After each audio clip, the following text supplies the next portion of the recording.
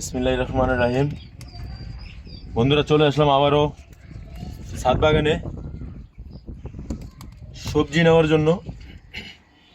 দেখেন বন্ধুরা, টবের ভিতরে যে এর আগে একটা ভিডিও দিয়েছিলাম আপনাদের, টবের ভিতরে মূলো, তারপরে লাউ গাছ, তারপরে ফুলকপি, মশলা দিলে খুব সুন্দর হয়েছে শাক।